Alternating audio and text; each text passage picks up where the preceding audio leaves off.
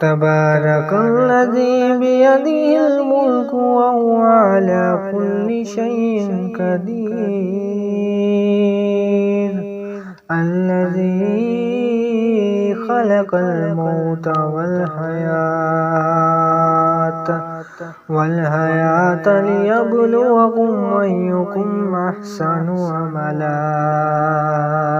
وهو العزيز الغفور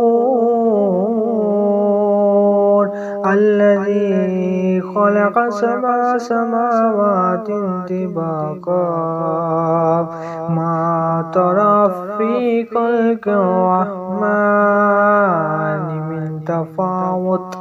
فارجع البصر هل ترى من فطور ثم ارجع البصر كرتين ينقلب إليك البصر خاسئا وهو حسير ولقد زينا السماء